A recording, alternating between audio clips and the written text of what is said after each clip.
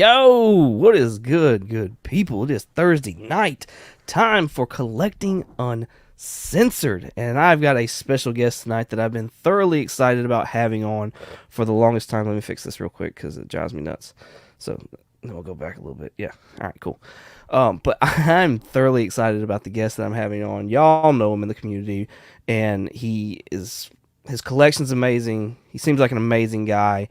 And his editing style is amazing as well. So y'all know exactly who I am talking about. Let's bring him on out, Mr. DJ Linx.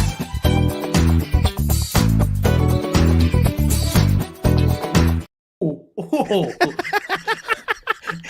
The face that he went, he was like, "Ooh." Oh, he had to watch his steps on that one. Like, he just making sure, you know what I mean? Like, hitting his stride. That was perfect. The way he just hit that. Ooh. I wish I had those moves, man. I can't dance for shit. That's hilarious. That's what everybody says. But I guarantee you, half of y'all that come on here and say that, like, half of y'all got to be able to dance. Half y'all. Come on now. I'm okay, I guess. I'm okay. Like, you're just being humble and modest now. No. I can't dance for anything. My wife loves dancing. Whenever we were at a barbecue a couple of weekends ago, and it's just like, she's like, "Let's dance." I'm like, "There's nobody dancing. Like, I don't want people looking at me. I look like an idiot." Nice. I got a mean two-step though. Mean two-step. Okay. Well, Mr. Linx, first of all, thank you for coming on here. I appreciate you very much. I'm super excited about this. Likewise, dog. Thank you for extending the invite, man. I appreciate it. Absolutely. What I love about your collecting style, at least what you've shown off on YouTube, is like it's not just big grails for you. Like it's either run filler, like it's your collection from what I've seen from your YouTube is pretty diverse. But also at the same time, you focus in on certain things. So my question that I always try to start off with is, what kind of collector do you see yourself as? Like, we've got, we got people to collect runs, we got people to collect keys, cover buys, characters, things like that. And I think that we all go through different seasons of different kinds of collecting. What do you see yourself as far as a collector right now in this season? Like right now, I would fancy myself a reader. So even though I pick up big keys and a lot of run fillers, that's when I'm out at shows and then I want to do stuff to, put on the channel, create content, things like that. Yeah. But I fancy myself a reader, man. I love reading. Like today, I'll throw fake meeting. I hope nobody from work is watching. I'll throw, I'm not even joking. I'll throw like 2 fake meetings on the calendar and I'll knock out a couple of books, like boom, like in the morning, and then I'll throw another fake meeting on in the afternoon. That's dedication, sir. They should be like happy about this, is what they should be, because that's dedication. Yeah, I mean, I'm reading. I'm becoming a happy employee. So whatever. I just love reading first and foremost, and then obviously, I pick up my books. I pick up my grails, run fillers. For me, it's like I don't know. It's like just to complete a run, which I'm probably never ever going to read. Doesn't make any sense. It's just like a sense of accomplishment, and I try not to go like to eBay or anything like that to try to get those runs. Like I want to get them in the wild, but I just completed a run. I haven't gotten in the mail yet, but I ordered them yesterday. They shipped, so I completed another one of my runs, which I'm not going to say. You're gonna have to wait for the video. Nice. So I'm happy about that. But yo, dude, I just love reading. Like last night, wifey went to bed early, and then I was in bed, and I took 4 books to bed, and I was like, I wanted to go to sleep at like 2:00 in the morning. So who are some of your favorite writers then, right now, anyways? So right now, Daniel Warren Johnson, to me, I think he's top tier right now. I think with like Murder Falcon, Dual Power Bomb, even the Transformers stuff going on. Like I was never into Transformers, and I'm of that generation. I'm in mid-40s, but I've never really dug Transformers like that until now. So Daniel Warren Johnson is definitely up there. On the DC end, there's a lot of stuff that I was never really a big DC guy until I read like Batman the New 50 stuff with Scott Snyder. Yes. Bro, some of my favorite Batman stories are in that is it Death of the Family? Yes. Yeah. Oh man, fantastic. That arc and then the first arc with the Court of Owls stuff. Amazing, amazing. And then who's another one of my Jeff Johns with the Ghost Machine stuff. Like Okay. Geiger, Red Coat. Red Coat is phenomenal. Just Nice. yeah. So I've heard people talk about Redcoat, and they say that it's kind of like I don't know, a Civil War version of Jack Sparrow. Is that true to what you've read, or is it off, or how would you describe it in your words? Yeah, so I could see that like a Jack Sparrow type thing. He's a witty like character, like brash, like funny. He's an immortal, right? And spoiler alert for anybody who wants to read whatever. So he's an immortal, and everything to him is just like mundane, like whatever. It's just hilarious. So I was telling Mark, and on In the Mix, we were talking about it. Like I read it, and for me, he's Simon Pure, that's his name. He's obviously the main character, but he's also like the comedy relief as well as the main character. So whenever I read these stories, I always put a voice to the character, right? And Yeah. for me, he's Laszlo from What We Do in the Shadows. Okay. So that's how I read it. Like, get out of here, dear boy. Like that. That's how that's how I'm reading it. Do you do that with the Joker too? And if so, who's your Joker voice? It's Mark Hamill. Okay. Like it's Mark Hamill. Like Batman is always Kevin Conroy, and Joker is always Mark Hamill. Like Got you. yeah, and then Spider-Man is Spider-Man from the 90s cartoon. Wolverine is Wolverine from X-Men, the 90s cartoon. Oh, that's funny. Yeah, that's how I read it, bub. Let's say into the chat real quick. We've got Collecting with Durs. That's much love, fam. What's going on, Durs? Appreciate What up, you. Digger Jim in the house. That is really how he dances. What he says. That's what he said. I'm just saying. What up, Jim? Brian LCS. What's going on, man? Appreciate What you up, hanging dog? out. Digger Jim says, I do that also. Put voice to characters. So with my Joker, it flip flops. It's either going to be Heath Ledger or it's going to be Mark Hamill, and that's only because it depends on like how the writing is and how mainly how the laughter is wrote. That's when I decide which is what. So yeah, no, I could definitely see that. Uh-oh, we switched sides. Uh-oh. Yeah, I did that on purpose. I was gonna have to do it eventually, anyways. It just wasn't a smooth transition. My bad. Oh. There you go. You're a funny guy. What do you have any what are you reading right now? What's you got anything to show us as far as what you're reading right now? I have a bunch of stuff. As far as what I'm reading right now, yeah, I just went in through my bins and I just got like my favorite stuff. Nothing new. All my new stuff. It's funny. So I have my desk in the living room where I work at, and then I have a plastic BCW bin underneath. And then anything that's new, I'll read it and then I'll leave it there until that bin gets filled up. Then I'll come in and then I'll put it because I keep all my books in alphabetical order by publisher and then by title. It's so I hate getting A because then everything has to be shifted down. Right. Like an A book. I'm like, oh. No, I got you. I have another question as far as you reading. Do you prefer like hard, like tangible books over digital, or do you do digital at all? I do not do digital at all. I need floppies. My preferred method of reading is trade paperback. Even though I collect my floppies, I love this stuff. I'll forget some stuff. I like reading an entire like arc in one sitting if I can. Like for example, not last night, the night before, I read The Blizzard, written by Jeff Johns. That it was in the Image. I don't know if it was an anniversary thing. So they had like an anthology book. So it was 1 through 12, and then in it was The Blizzard. So it was like 8 pages each issue. So then they combined that and released it in a trade paperback. So I read that the other day. That's my preferred method of reading. But dude, I can't do digital. I tried doing digital before even YouTube and before I even got like really back into comics.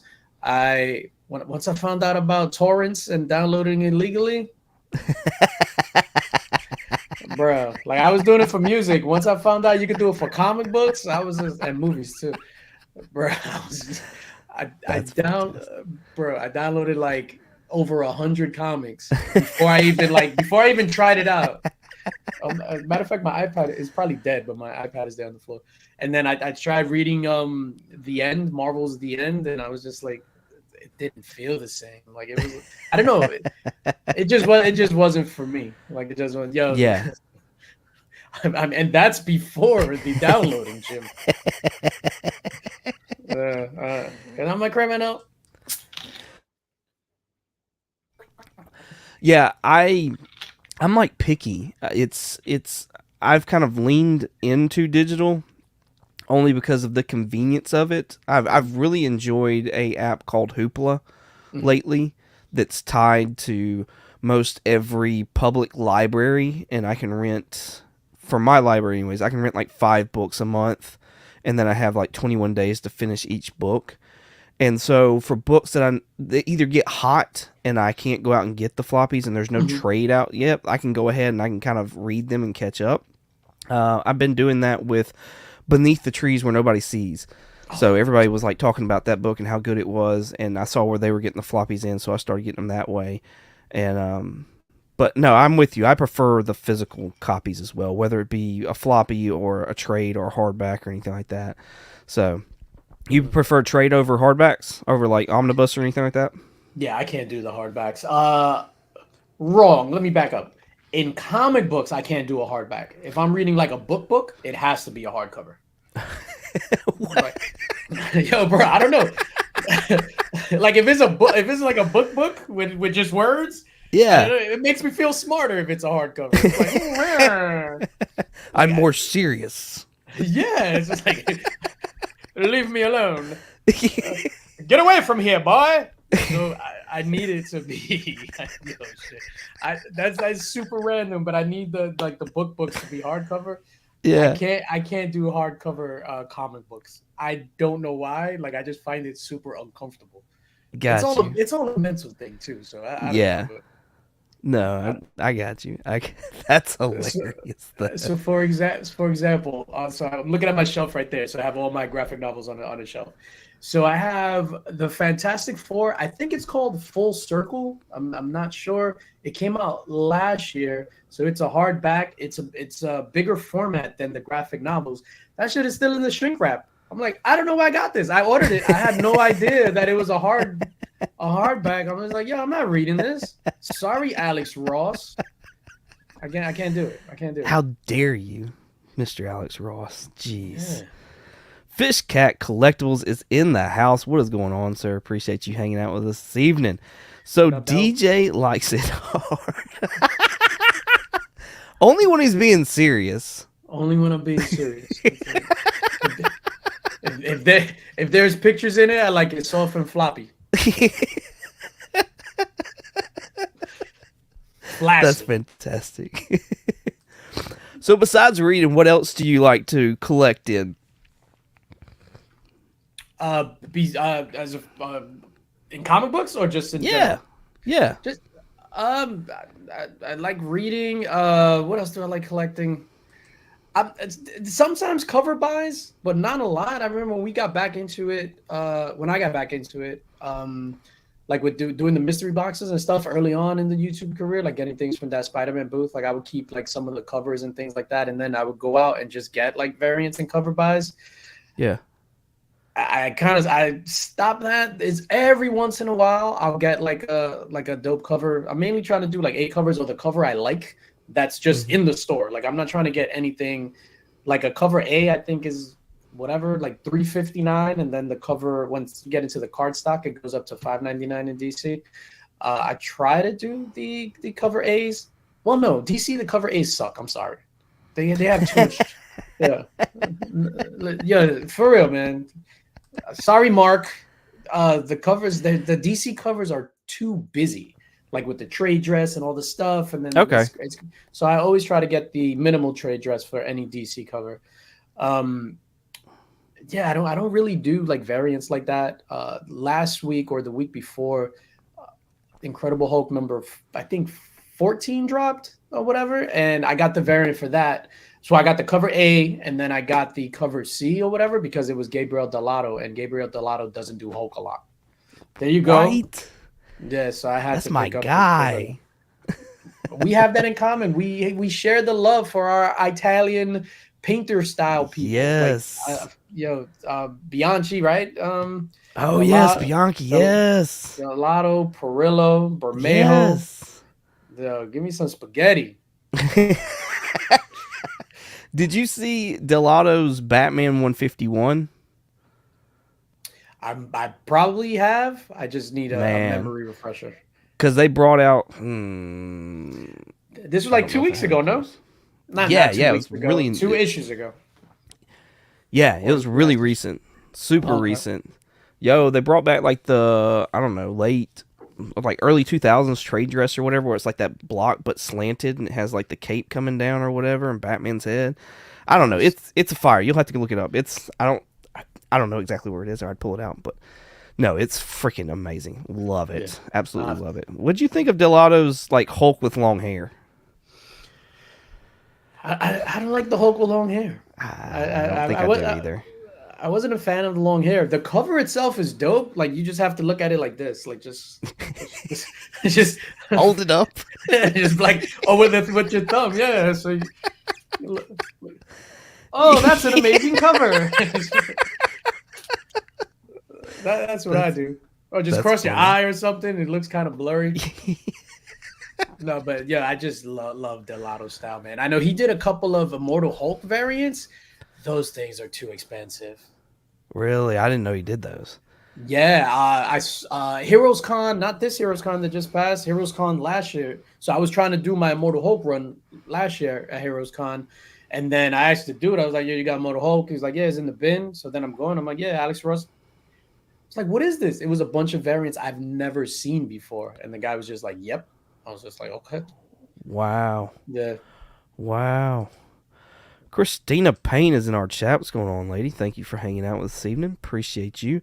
Fishcat says he was never a mystery box guy. What would you say to somebody who's never been a mystery box person? We can't be friends, Fishcat. I'm just kidding. Big shout out to Fishcat. Awesome toy reviews and stats reviews and stuff like that, Fishcat. No, I get it. Why people are in mystery box people. Like it kind of doesn't make sense to buy something to possibly get something that you want as opposed to going out to the store and buying what you want. Why I got into the mystery boxes, for me, it was a new way of buying stuff because I could just go and buy what I want. And that's what I did. And for me, it was just a new way of like buying stuff. And then I got in love with the mystery box process, like buying a box, filming it, opening it, doing the research behind all the books, selling what I can, what I didn't want, doing the research on it, putting it into a spreadsheet because I'm organized like that. Shout out to Rob Fatstacks. He told me well. Putting everything into a spreadsheet, getting the values. Like I love the entire process. And mystery boxes were just a piece of that. But just like from the filming, listing, all that stuff, selling, like for me, it was just a fantastic process. I like the idea of a mystery box, but I've never I think it's always because I've been like, I need to put that money towards, like, I'm working on an Iron Man run. Mm-hmm. And so I've always been like, I need to put that towards like my Iron Man run. Cause especially now, like where I'm getting down to like the Silver Age stuff, it's like the stuff is expensive. So, but you've pulled out some amazing books out of those mystery boxes. Would you suggest that people, like, if they were interested in doing a mystery box, would you suggest they do like something, put the actual money into it on somebody that's reliable, or just kind of try something out in like a $20 one? I mean, if you want to like dip your toe into it, I would suggest definitely something on the lower end. Like if you get a $20 box, a $30 box, like I don't know if boxed heroes, like I don't even know if they do them anymore because I do them not as frequently as I did before because I'm trying to get stuff that I actually want. And like some of the mystery boxes that I had, like I'll just open it and I haven't had time to even put it back in the inventory, selling, listed, or anything like that.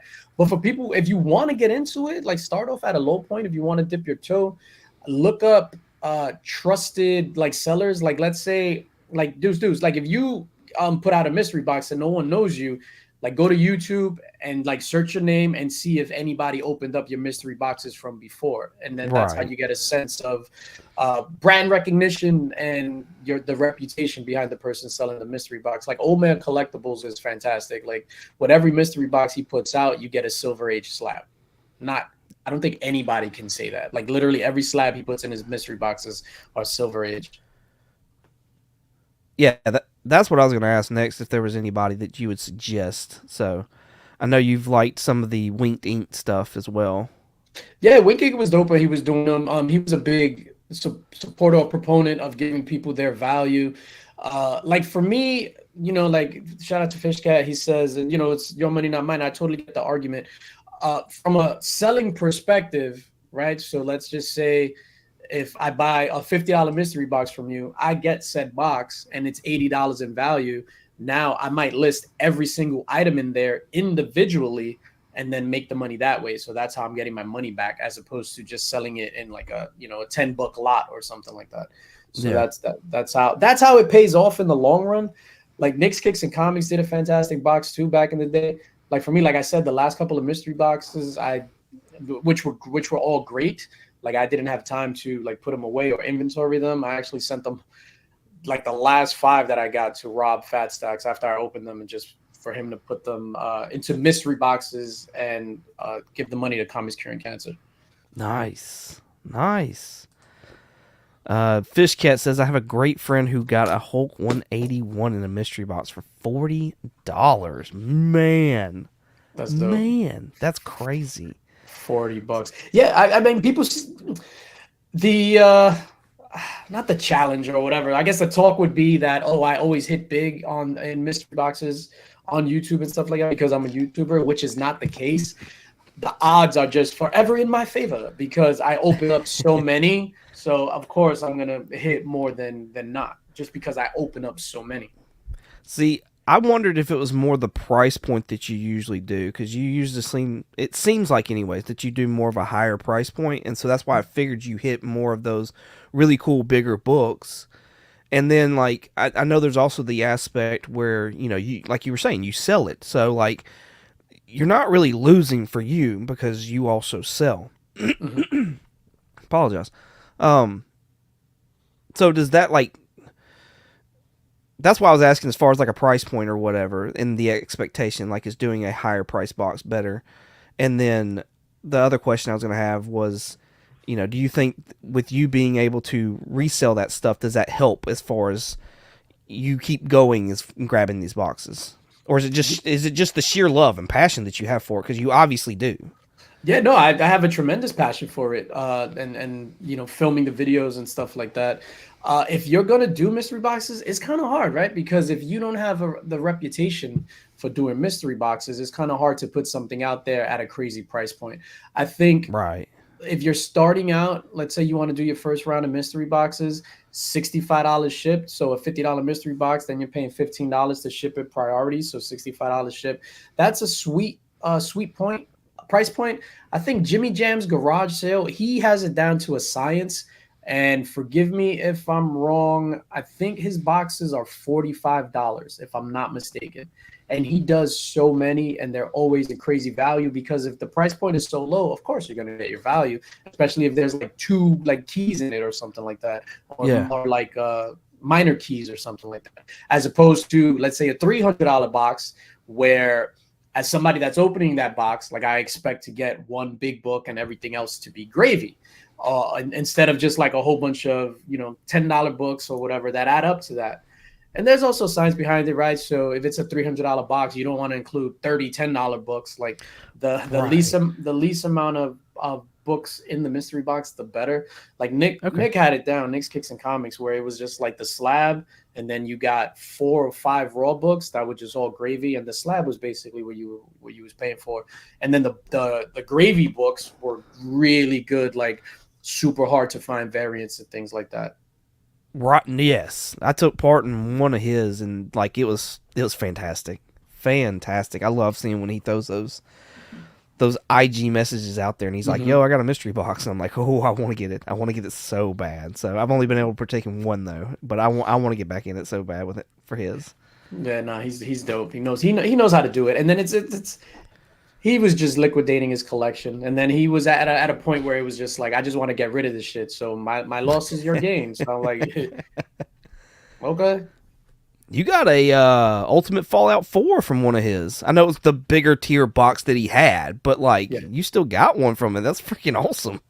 Yeah, so we got that Ultimate Fallout 4 and a 9.6. It's funny because I got one that I bought a while back when I first got back into comics. I'm pointing up into the wall like you can see.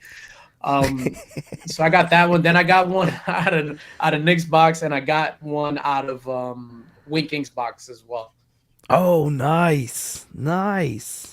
Yeah, so I wind up one of them. We wind up giving to the Link Squad, to the channel members. So that one went to the channel members, and then the other one I wind up selling for something else.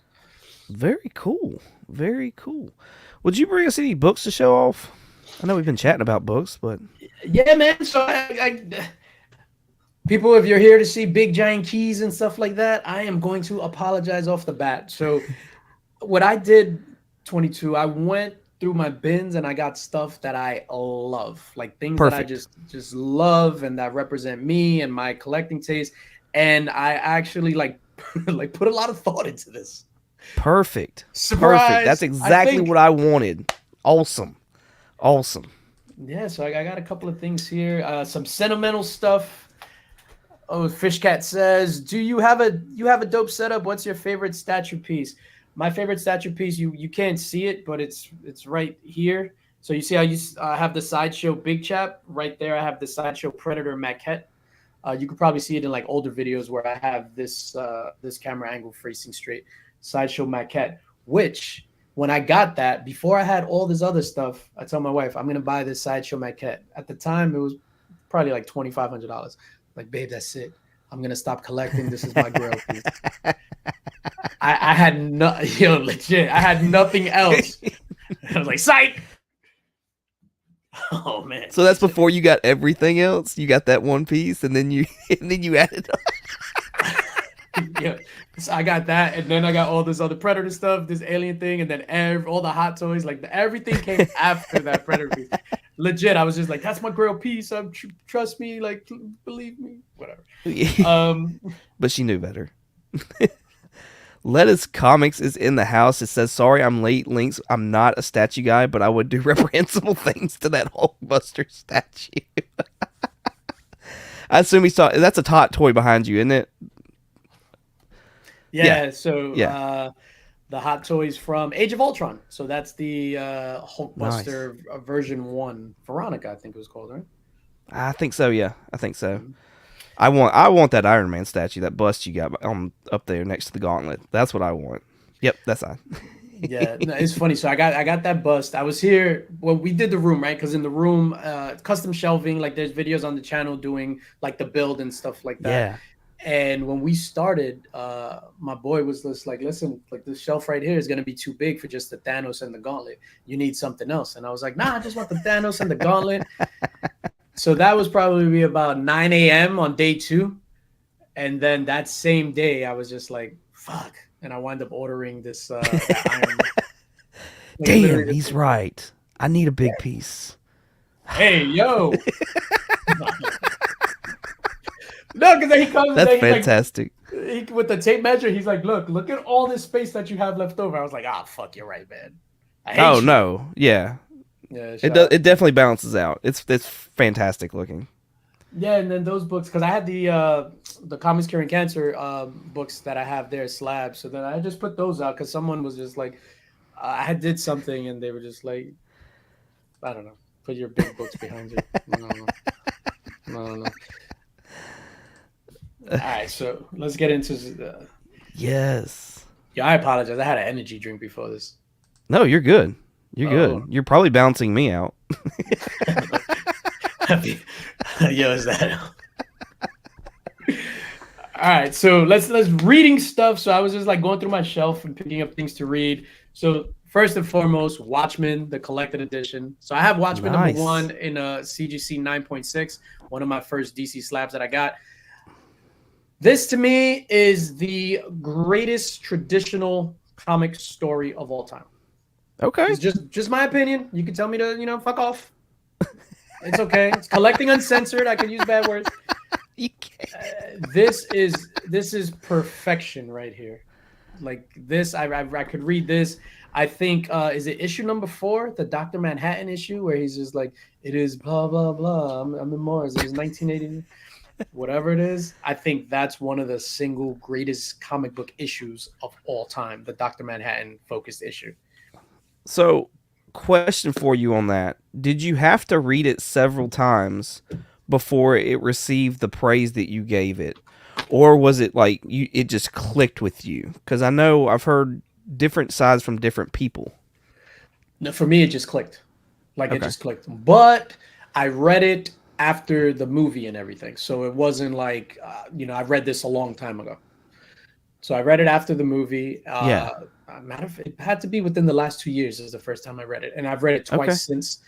I'm a Watchmen fan. Like the Watchmen movie, the director's cut, to me is one of the top 5 comic book movies of all time.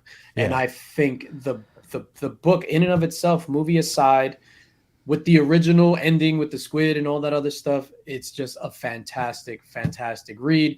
It gets kind of confusing with the pirate story, which in and of itself, if you just read that pirate story in this book by itself, it's still absolutely amazing. I just love this thing, dude. Like, what did you think of the TV series? The TV series was good. It was really, really good. It didn't have any business being as good. I don't know. It was really, really good. I only watched it the one time, but I know every single episode I was just like, I was kind of upset because it didn't tie to the movies. It was definitely tied to the book. I thought Jeremy Irons as Ozymandias was amazing. Regina, what's her name? Regina Bell? I'm not sure. The main actress, like I thought she was dope. The new Dr. Manhattan, Black Manta, and then he's gonna be Wonder Man. That he kind of threw me off. I thought his look was off, like just the like he was painted blue, and it was just weird to me. But overall, I thought it was dope, man. Nice. Yeah, nice. So it's definitely one of my. Let's favorite say books hello to 23 Munch in the chat. What's going on, sir? Cody with Where Did You Get That? Catfish says, Watchmen, the movie is great. A lot of people sleep on that. I think it's one of Zack Snyder's best, honestly. Yeah, it's perfect. The only criticism I would give it is that that sex scene goes on for way too long. Regina King, there you go. Yeah, it just goes on for way too long, and I can't listen to Hallelujah by Leonard Cohen anymore because of that. I don't know. Every time that comes on, I get in the mood, if you know what I'm saying. Need to pause it. I'm just like, I heard there was a secret chord. Yeah. Oh, shit. Sorry, Leonard Cohen. I apologize. When I got back into comics, I was real heavy into Marvel and indies. Like I was always anti-DC. So it's funny that this is one of my favorite books of all time, Watchmen. Growing up, I had 2 older brothers. My oldest brother, which he actually turns 50 today, so happy birthday, sir. Happy birthday. That's crazy to have a sibling that's 50. Oh man, I'm not so far behind. I'm like, oh man. Right. Yeah, it's crazy. I don't know. We could start talking about midlife crises and stuff. It's like crises. I think I'm getting close to mine. Yeah, I'm fully entrenched in my midlife crisis, sir. Yeah, I'm 10 toes down in a midlife crisis. That's what I'm doing. So my older brother, for some reason, they always, DC is trash. Don't read DC. DC is why. And I'm like, why? Anyway, so that I grew up like that. DC was trash and stuff like that, especially Superman. For some reason, I didn't like Superman. Love the Christopher Reeve movie. Love. But but not so much the comic books. So then Mark from Legion of Comics, he was just like, yo, bro, like, pull your panties up and read this All-Star Superman. Oh yeah. Yep. Another one of the greatest comic book tales in the history of words and pictures. So you hadn't read any Superman prior to this? No, because I was always under the impression that this guy is perfect. He doesn't work. Like, why? He's gonna beat all of his villains. He's OP as hell. Like, it just doesn't work. There's no compelling storytelling there. Boy, was I wrong. And Okay. this was the perfect representation of me being wrong, because he uses everything else that makes him Superman except for his strength. It's a very, very heartwarming tale. Your boy almost shed a tear reading this. This is perfection, dude. Like, I love this. Oh, Superman. Oh, this shit is dope. No, so like that's me. Like that's what camp I'm in. Like I cannot stand Superman because to me he's one step below God. Yeah, But then I 100%. but then I've had everybody do the same where it's like just read All Star. Just read All Star. So I'm definitely gonna have to give that a read is what it boils down to. Because As a fellow Superman hater, trust me, dude. Like, is there trust me. anything else Superman you've read after that? I was picking up the recent Action Comics, so I put it down when the Brainiac stuff started recently, and I Okay. was getting the recent solo Superman story, and then I had stopped right after that Brainiac arc, or like he teamed up with like Lobo or something, and when they Yeah. introduced the Brainiac Queen. So I stopped at like issue 16, I think was the last issue I picked up, because I was just like Okay. trying to whittle down. Like, my pull list is like 18 to like 22 books. And I Yeah. was just like, I need to kind of drop, because I wasn't loving it, because it wasn't about him. It was about like the kids and his family and stuff. I'm excited for the new stuff that they're planning on introducing, right? Like after Absolute Power, where it's just like back to him just being Superman, no family, no kids or anything like that, bringing it back down to basics. So I'm super Okay. excited about that. So Okay. that's that. We mentioned Batman before, so just Yes. two of the graphic novels. So this is The Court of Owls, Volume 1, and then Death in the Family. Deuce. I've read, there's 10 volumes in this, right? I've read 3 days, I want to say, all 10 volumes. Wow. Man, Wow. yo, this, and it's the perfect combo. Scott Snyder and Greg Capullo's art, bro. Like, that's just perfection. Yes. Perfection. And I was reading, I was just like, yeah, I need to go, whatever. And I had bought the first two, just to try it out. Literally the next day, I went back and I got into Midtown Comics and got the other 8. Luckily, I was able to do that at Midtown Comics. I was able to get them. Yeah. Yeah. So I have yet to read Court of Owls because when I got in the I know, right? What's even worse is like I have all the floppies for it. Like Oh, nice, dude. it's just sitting there in my box over here. So like I can read. But I Oh, read Death you can read. That's I can awesome. right? Look at me doing Wow. stuff. Oh man. But like I read Death of the Family and I don't know if my expectation was just high or if I just didn't get it. I don't know what, but it did not hit for me. What was it about Death of the Family that really got you though? So you read Death of the Family first, right? Without leading up. Yes. And Death of the Family is volume 3. So we learn a lot about Batman in volume 1 and volume 2. So there, I think in the beginning there was a Easter egg about the Joker and stuff like that. And mind you, it's been a while since I've read these, so I'm going to forget a lot of stuff. Uh-huh. I think knowing about this version of Batman and the stuff that he went through in volume 1 and volume 2 with the Court of Owls and all that other stuff in the history of Gotham, I think that's super important so that you know the history of with him before going into volume 3. So like Okay. you kind of needed to read volume 1 and 2 just to get that history and get a sense of him, because it's a total different Batman than what we typically know. That's what I was going to ask or comment on. And what you describing it that way makes complete sense now, because when I was reading it, I always thought about just the Batman that I've always known, like not taking into consideration that New 52 was a reboot, a restart to everything. And so, yeah, okay. No, that makes complete sense. So that's probably why it didn't hit for me, is because I did not read from 1 till then. So, cool. Yeah, no, I highly recommend it, dude. That's that. Murder Falcon. Nice. By Daniel Warren Johnson. This book, this is one of them books, yo. Yo, I hate talking about this shit, because just even talking about it, I feel like I'm gonna cry. This is, again, perfection. Like, it's between this Murder Falcon and Do a Powerbomb. I happen to read Do a Powerbomb first, and we're gonna get to that in a bit. Then after Do a Powerbomb, I was just like, oh shit, does this guy have other stuff? I need to read his stuff. And then I was recommended Murder Falcon. I forgot who was big on this. Tyler from Whack Comics was all about Murder Falcon, I think. And if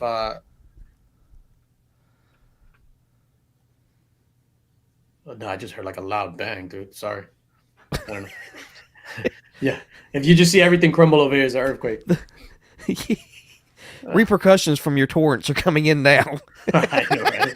It's like, hey, get him. We found his position. Thanks to 22 Comics. After all these years, we've tracked his IP address down. I know. Damn you, Marvel Comics. But this book, from an emotional journey perspective, it's amazing. It's one of those books where, and Daniel Warren Johnson, I feel now has that trope where it's just like, here's a character, he's sick, or there's a death, or something like that. Like that's kind of the trope now. And we've seen it with Do a Powerbomb, Murder Falcon, and then with was Transformers, where Spike's dad was killed. But this right here, like I was reading this and I'm going through it, and you know, I've had people in my family pass of cancer. My mom passed of cancer. And it just resonates so much with me because I could relate with that, and I could relate with the story and the story of the main character. And it's just dope. Like, how does this guy find that? I don't know. For me, it's just like, it's so fascinating, the talent that's behind this stuff. So forget about the art. Like for me, and I don't know about you, but for me, art is secondary. I feel the story and the dialogue and the pacing, plot, all that stuff is up here. Art is down here, because you can have shitty art in a fantastic book. You can have great art, but then if you have a shitty story, it's going to be a shitty book. Shout out to Shannon Mayer in The Siren's Gate. That's a perfect example of a shitty book. Fantastic art, story's the worst. Have you ever read this? I have not. I've actually not read anything by Daniel Warren Johnson that I know of. So, but I've heard Murder Falcon and Do a Powerbomb recommended. Like, lots of people. And then everybody's like, oh my God, I can't believe you're not on Transformers. And I'm quite like you, where I grew up in that time. But yo, Transformers weren't my thing. G.I. Joe wasn't my thing. I was the lonely little Thundercats guy. So I watched Thundercats. It was, for me, it was Ninja Turtles, dude. Like I had a loyalty to Ninja Turtles where I didn't want to watch anything else but Ninja Turtles. So it was just like, oh, He-Man's on, call me when Ninja Turtle comes on, and I'll leave. Right. I mean, I don't know where I would go because anyway. I don't think I've ever seen an episode of, and I'm not trying to be funny, I don't think I've ever seen an episode of Transformers. I've forced myself to watch them, but that's about it. Like, Beast Wars. I've seen Beast Wars. Nope. Yeah. Beast Wars was dope because it was one of the first cartoons that incorporated the computerized graphics. Yeah, yeah. Shout out Team Nerdy. Do a Powerbomb. So this is the floppy. I have all the floppies of this, and I have the trade paperback. This one is signed. It's kind of hard to see, but Daniel Warren Johnson signed it at Heroes Con last year. Nice. Yeah. This and I'm not exaggerating. I am not lying. Do a Power Bomb is my favorite comic book story of all time, by Okay. far. I think the art, the subject matter, wrestling, the emotional force behind the writing, uh, the the subject, because I don't want to blow it up for you, like because I know you haven't read it, but it's a relationship between a child and a mother and the parents. Dude, this is absolute perfection. Like if I were to throw out all my books, I would keep the trade paperback of this. Like I love Nice. this story. Wow. Yo, it is the first book. Oh man, so I'm reading this on the sofa, right? So it's 7 issues. So issue 7 comes out. Mrs. Linx is next to me on the sofa. She's watching, I don't know, whatever, Teen Mom. I don't know. And, How you gonna throw Team Mom out there like that? Just I don't know. Yo, it's funny because I always tell her, Teen Mom owes us a check because we were the OGs. Like we had our child when we were. She was still in high school. Well, we were both in high school. She just happened to get left back, whatever. I'm not because of her intellect. Every time I say that, she gets left back. She's like, I got left back because her grandmother took her on vacation in Mexico and never brought her back, so that she had to get left back. So she makes it a point. So anyway, that's neither here nor there. I'm on the sofa. I have my headphones in, but I'm not listening to music. So normally when I read, I'll put my headphones in just to kind of like the noise of the TV to kind of like stifle that. I'm reading it, dude. I get to that last page. I let out this noise. Oh my God. I just started crying. So then a couple of months ago, I'm working on a video for the channel, and it's like my, top favorite stories or something I think the video was about. So then as I'm going through the graphics, I call her over here. I'm like, babe, come over here. This is the book that I keep talking about. Just want to show you now. Like, this is the thing. I'm going through it. I'm going through the thing. Yeah, I just start crying. Just like fucking talking to her about it and looking at the graphics. This book has like touched my soul.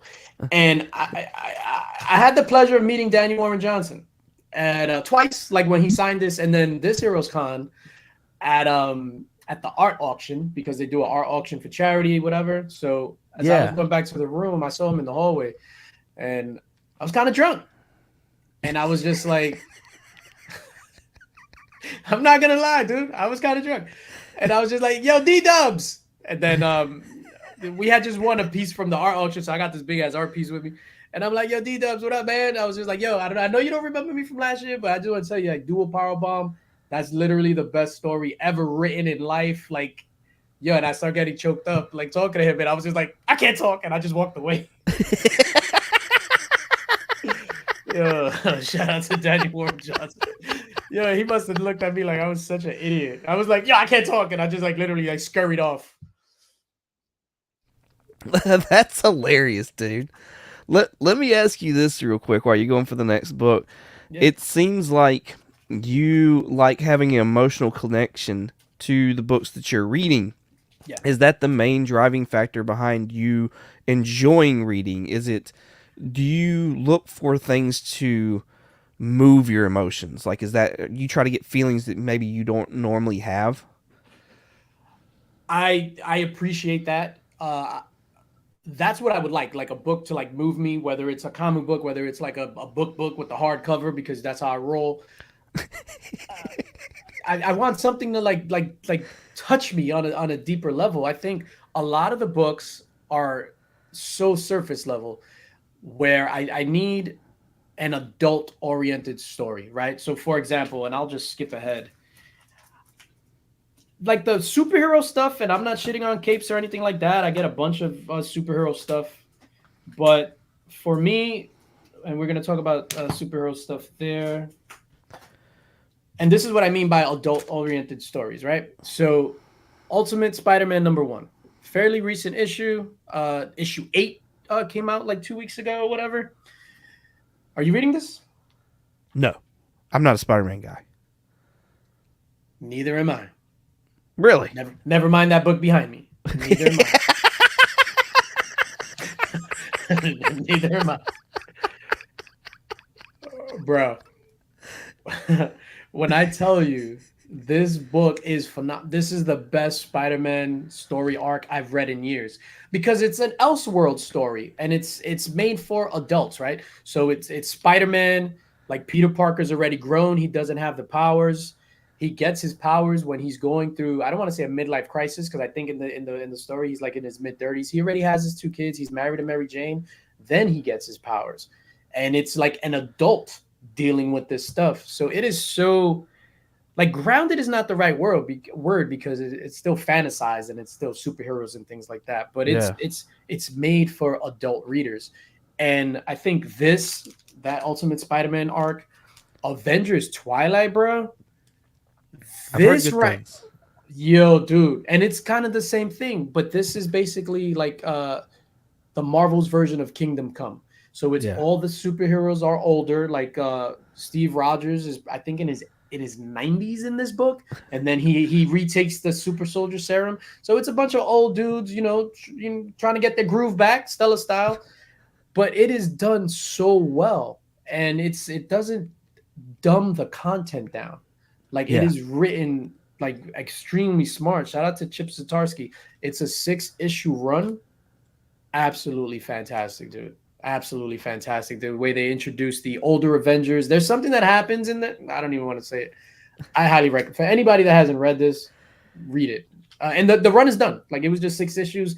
The last issue came out 2 months ago that has the Hulk on the cover. Alex Ross doing some fantastic covers. And that's what I look for, right? So I look for things that are geared more toward adults. That's why some of the only real like superhero-y book, because I don't consider Hulk a superhero. Superhero-y book I do read is Miles Morales Spider-Man. Like I kind of got hooked on Miles Morales Spider-Man. Like I Yeah. dig his the art style. I think it's more for like a preteen kind of book. It's not a Yeah. real adult book, but I dig that. But I come from the same background as Miles Morales, so it's cool to see in the story how they reference places in Brooklyn that I know, places uptown that I know, and like when they throw in the little Spanish here and there, I'm just like, oh shit, I can pretend to read that because I'm Puerto Rican. I don't know Spanish. I don't know Spanish, but I could pretend. So, for example, like I don't do annuals. And last week came out Miles Morales annual #1, and I only got it because the issue took place in Puerto Rico, and on the cover he was at this place called El Moro, which when I was on vacation I had went there, and it's like an old fort that's in Old San Juan, and I was just like, oh, I guess I have to get this. And then they're talking about like crapucias and all this food and stuff in the thing, and I was just like, I could see why this is a hit with my peeps. I don't know, but Yeah. yeah, Yeah. I need adult oriented stuff, and you'll see that as we No. keep going. Do what now? No, I said, and you'll notice that's the theme in like all these things. It's just like it's like grown up type stories and violence. Yeah. Yeah, I knew you were a big indie guy, and so when you were saying like you like adult-oriented books, I was like, that makes sense with the whole indie stuff too, because I feel like you're gonna get more of that with those indie style books. Yeah, and then I appreciate with the indies, you get a 5 run, that's it. Like a 5-issue run, and that's it, and then maybe another story arc. I like that there's a right from the onset, it's a beginning, middle, and end. 5 issues, boom, boom, boom, boom, boom, and that's pretty it. It's pretty much it. Sometimes 4 issues, which is fine. There's a stupid ass book that I'm reading, and it's the dumbest shit in the world, but I find it like hilarious. I just read issue #2 today. The Man Goat and Bunny Man from Xenoscope. Yo, it's this dude called Phil. He's half man, half goat. Floyd is half bunny, half man. These Cryptozoids, yeah. cryptozoids. It is stupid as hell, but that's like my shut my brain off and read this book because it's dumb. That's Um, funny. Next up, and these are gonna be more emotional type books. So, The Me You Love in the Dark by Scotty Young, released by Image. I think this was released in 2021, if I'm not mistaken. So this is issue #1. This is the first book that I read that Scotty Young wrote. Uh-huh. Five issue arc. This shit right here, dog. This shit had me. So it's basically the main character. I don't remember her name because I read this like 2 years ago. So she moves into this house. The house is haunted, and then the house starts becoming like protective over her. It's basically an allegory for an abusive relationship, and the way that it's done between her and the house, it's definitely a tearjerker, and it's adult subject matter. It's super dope, all under the guise of a haunted house. Yeah. So So I have read that. And when I got done with it, I looked over at my wife. I said, "This book is so fucked up." It was legit. crazy. That was a crazy book. Yeah, I loved it. I was like super surprised by it. So Okay. Swan Songs, and this is fairly new, a couple of months old. This is issue number 2. Issue number 2. I think it came out this year because Swan Songs wrapped up, I want to say around May or June, I think. Issue number 2. Deuce Deuce. I would say, for me, this is the best single issue of a book that I've read this year. So this is an Okay. anthology book. Every single issue has its own story. The Swan Songs, the premise is saying goodbye to something or the end of something. So issue number 1 was like the end of the world. This is issue number 2. Issue number 3 was like the end of something else. So it's always the ending of something. That's why it's called Swan Songs. Okay. This is the end of a marriage. And I have a soft spot for anything that has to do with like marriage and things like that. And because I love my wife dearly, and I just have a soft spot with anything that has to do with marriage, because I'm like, damn, I'm so happy I don't have to go through what's going on in this book. They're basically going through a divorce, and the way the story's told, every time they have an argument, it's like they're having a fight, like a comic book fight. So in one argument, it's like a superhero versus a supervillain. They're having a big comic book fight. And then it goes back to them in the house talking, blah, blah, blah. And then it goes, oh, but remember when you did this? Then it goes to like feudal Japan, and they're both samurais like fighting it out. And then it goes to something else. It is done so well and written so well. And again, with that emotional like bow on it at the end, where I'm just like, yo, like this shit right here. It's funny because like a lot of people wasn't reading this, and then I had told Tyler from Whack Comics, I was just like, yo, Swan Songs, and he was like, bro, that shit was fucking amazing. It's an anthology series, so you don't have to read anything else in the arc. I think it's 6 issues. Like if you can read this on, or get this on Hoopla. Yeah. Yeah. I might have to look for that. Because that looks awesome. So that's what I love the most from the Jed MacKay Doctor Strange volume that's out right now, is the relationship between Clea and Doctor Strange, and how they're both dedicated to being a power couple, and just sticking by each other throughout with all the stuff that they're going through in that arc.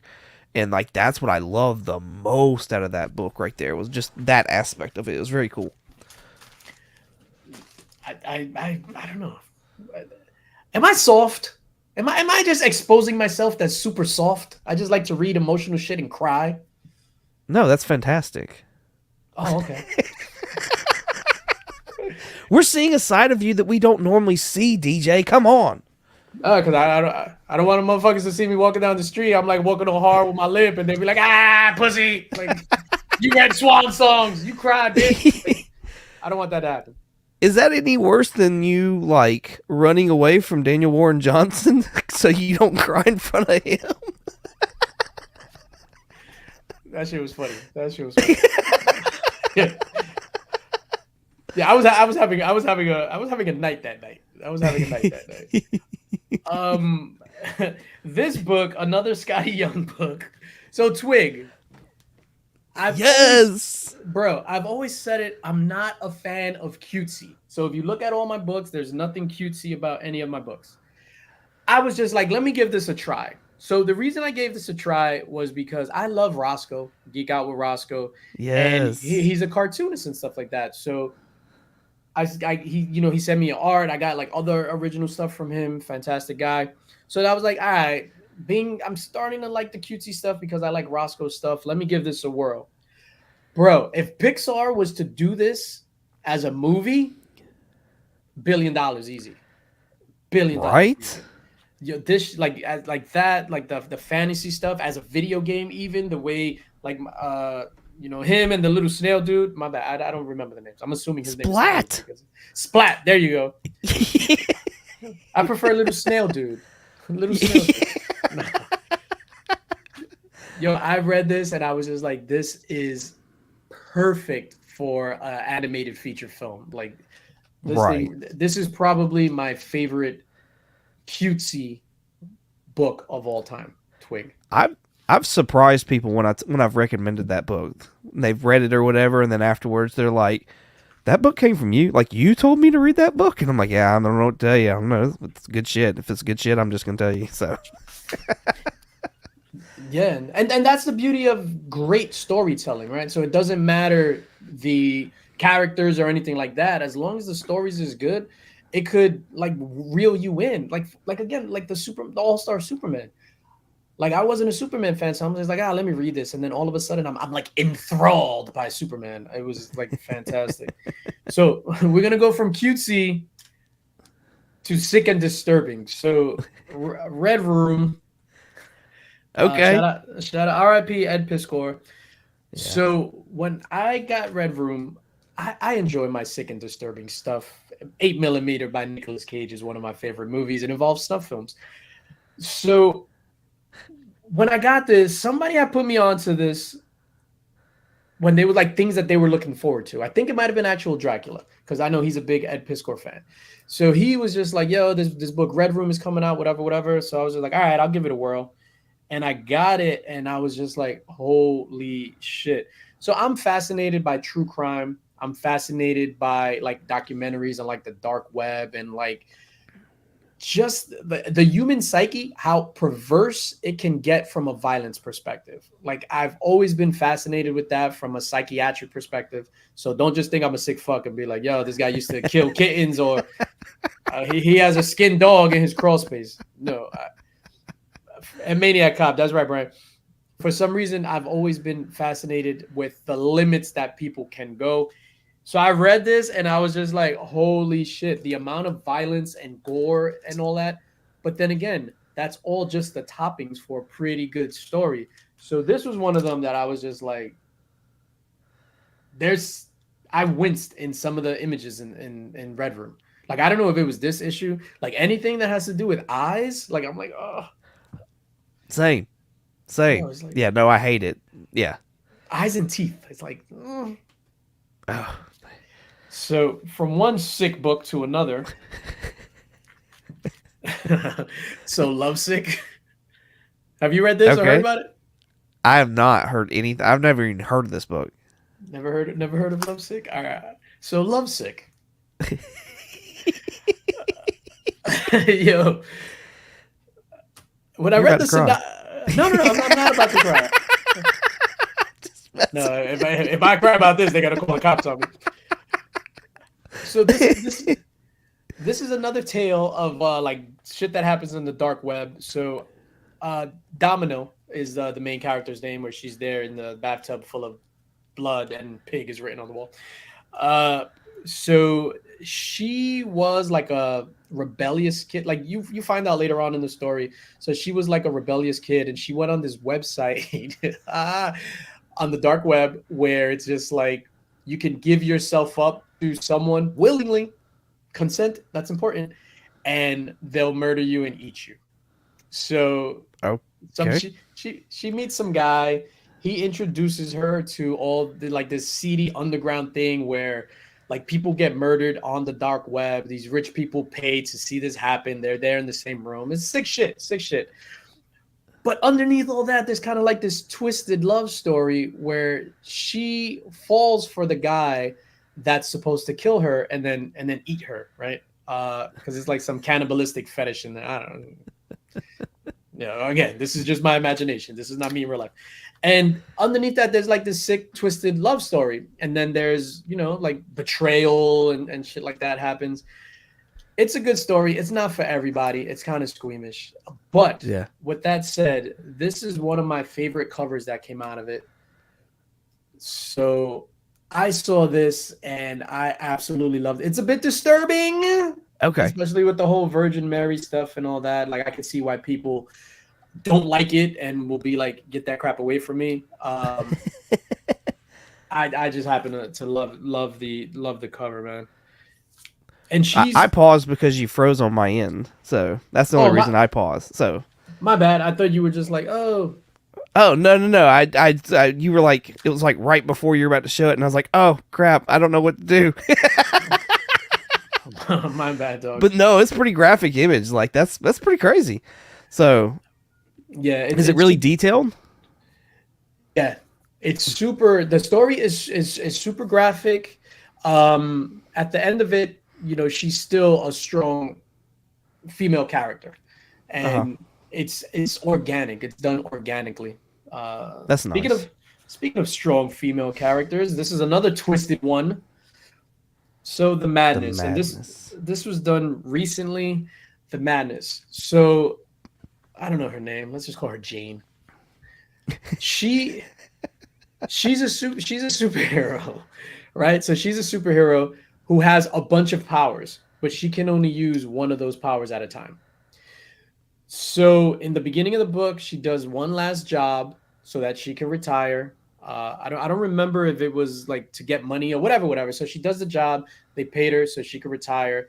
So she goes to retire with her husband and then her two. I think they were her two stepkids. The government doesn't want her to retire. So what do? They nuke her to try to kill her. So they Oh kill wow. her husband and then her two stepkids. So what they don't know is that there's an entity that lives within her. So she kind of like a split personality story. And she suppressed that entity since she was a kid. So it was her imaginary friend, but it was really like another entity. So she suppressed her. And that thing that happened with the explosion and all that, it put that entity in the driver's seat. So now she had this like, I don't want to say it was evil, but this vengeful spirit like occupying her body, Yeah. coupled with all her superhero powers.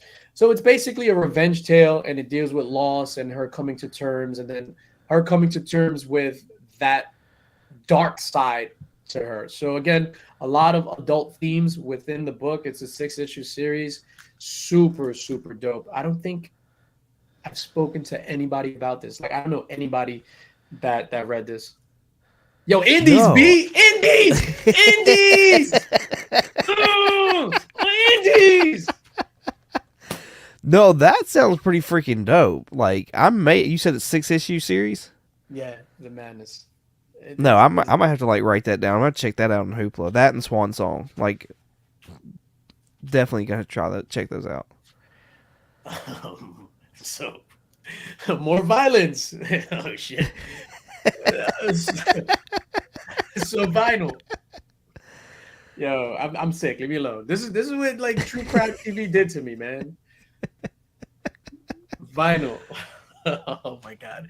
So Vinyl, Doug Wagner is the writer, I think, on this. So he did Vinyl, Plastic, Plush, and then Plastic Death and Dolls, which is the new series that's happening now. All 5-issue arcs, so I think 6-issue arcs, whatever. This is told from, well, all of them are told from the perspective of serial killers.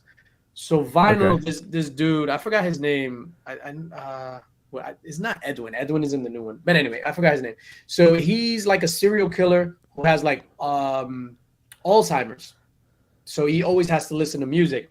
So then he becomes friends, I think, with I might be getting this completely wrong, with the FBI agent who's investigating him, and is just like, yo, dude, like, we know it's you. We're going to bust you, blah, blah. So that FBI agent gets like kidnapped or something by like this cult. Again, I might be butchering this, whatever. So then this dude, he gets his group of serial killers to go rescue this FBI agent. So the cool thing about this, he always needs his iPod because of the music. So then we don't learn, and then spoiler alert, sorry, that he has Alzheimer's until later on in like another issue. So his iPod breaks, and then he's just like, where am I? Because every time like he killed somebody, and it's kind of glorifying serial killers in that sense. Like he would listen to music, and that's what got him in the mood. So now now that they need him to go on this killing spree to help his friend, he breaks his iPod and he doesn't know like what to do. So then they have to figure out how to like play music to get him to get that bloodlust flowing again. Yeah, to get him motivated. It's very different. It's very different, and that's what I appreciate about it. And that's the thing that you'll see, like the themes through all this stuff, like a lot, especially the indies things, is stuff that's different. That it's not like run of the mill, like shit that comes out every week. But instead of Spider-Man this time, it's the Hulk, or it's this. It's like the same story, Right. regurgitated. Well, it's also places that Marvel won't go. DC Yeah. won't go. All right, so let's let's tone it down a bit, shall we? You're- No, people are gonna be like, "Yo, DJ's a serial killer."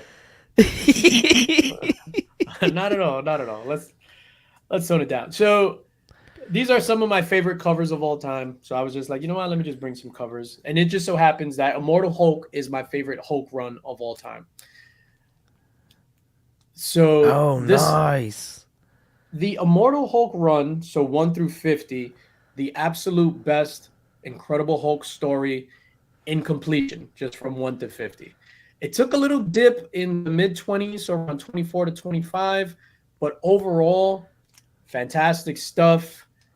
A lot of emotional beats to this, especially the end. You did this, I'm assuming. You hate I have Hulk. not read it, but I've heard great things about it. No, but backstage, when I asked you if you liked Hulk, you said, fuck Hulk. Oh, yeah. No, I mean, I'm not like necessarily a fuck Hulk guy, but like, Hey, whatever, I don't get whatever it. you do in your private time, that's up to you.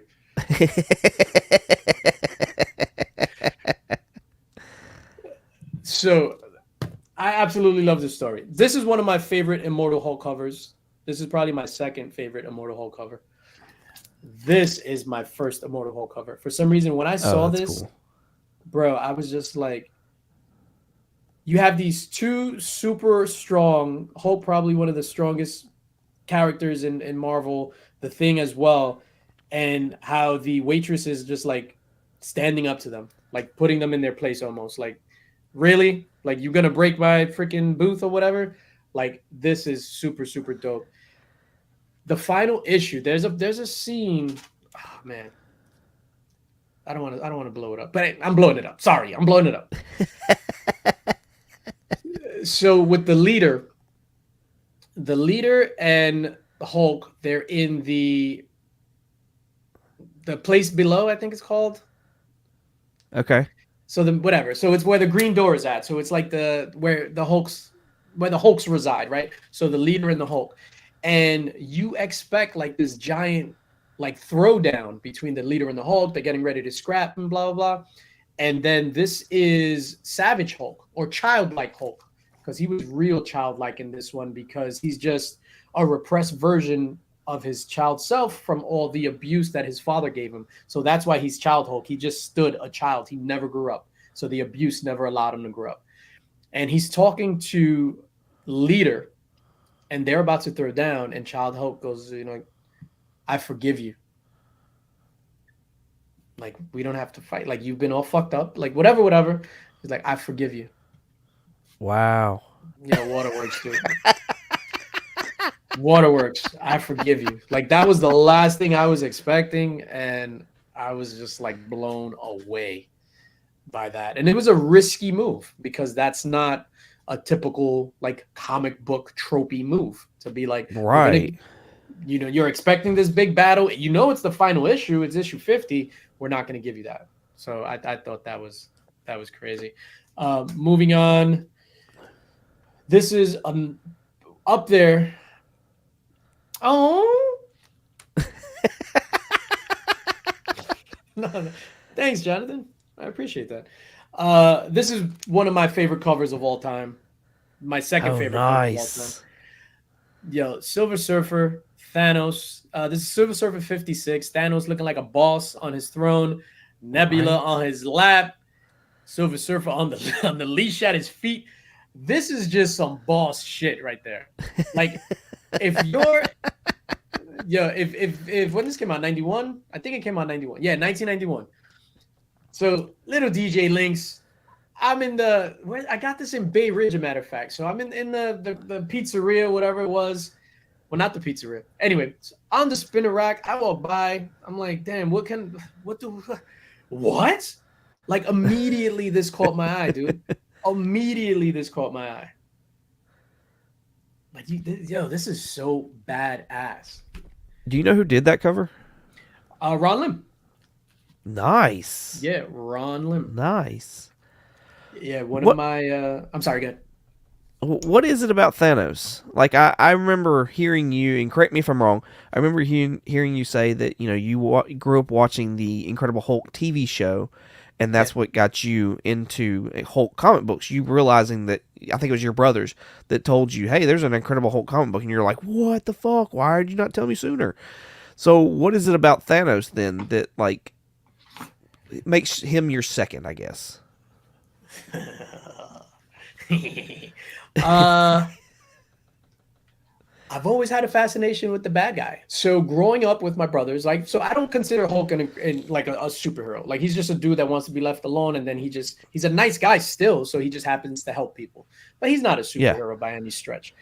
Growing up with brothers, I was always watching like movies that I shouldn't. So, Terminator, Aliens, Predator. Like, I'm 8 years old and this is all I'm watching. Maniac Cop. Shout out to Brian for bringing that up. The greatest movie in the history of cinema. Maniac Cop. So I would watch that with my brothers. I would watch it with my mom. Like, she would be like, oh, let's watch, Demonic Toys versus Doll Man or whatever it was. And we would watch that stuff. So then when I got into the comic books, like, I was real big into Captain America, big into Spider-Man, as we all are when we first start getting into comic books. And then the Infinity Gauntlet came out. So I was just like, okay, everybody's talking about this. The cover's dope. I got it, and I'm reading it. And your boy kills half the fucking universe in the first couple of pages. I was sold. I was just like, this guy is insane. Kills half the universe. For a girl, like that's some pimp shit. No, that's not. That's simp. That's simp, Thanos. I just couldn't believe that a character could do that. Mind you, this is when I'm just learning about comic books and just kind of finding out about the stories behind it. And Infinity Gauntlet, it was such a big deal at the time. I just found it fascinating. I've been always fascinated again with violence and stuff like that. Not that I'm a violent person, just how people could go to such crazy limits, and in comic books, that's like, what's the bigger, I guess, destroying an entire universe would be bigger than that. I just thought that was so badass. And then at the end of it all, he's just chilling on his farm, and in the end of issue 6. So like what we see in the Infinity War movie, that's the end of issue 6 in the Infinity Gauntlet story. That it's him. He puts his gear on the Scarecrow, and he's just chilling. He was banished to that farm in Infinity Gauntlet. I just think he's a badass character. I think the Silver Surfer cartoon, they did him dirty. Like, he was basically like a Skeletor. Yeah. He had a similar voice and stuff like that. They did him super, super dirty. And then when he was introduced at the end of Avengers 1, like, I popped huge in the theater. Like, I was just like, yo! And whatever. And then in Guardians of the Galaxy, I was still like, holy crap, when he was in Guardians of the Galaxy. Yo, but the way they did him in Infinity War, oh my God. For me, like, I waited my entire life to see that. Had you told 11-year-old Daniel back in the day that this movie would come out in your lifetime, I would have been like, shut up. So like Infinity War, Endgame, like these things I waited for my entire life. So I'm happy with whatever we have, like with those two movies. And now that's why I'm not really like too big on criticizing the Marvel stuff, because for me everything is just gravy. Whatever, I got the two movies that I wanted, like especially Infinity War. Like that was my stuff. Yo, what up, Steve? Right. Love me, Steve. Steve is the best. All right, so let's keep it pushing. Now, these are just some nostalgia picks.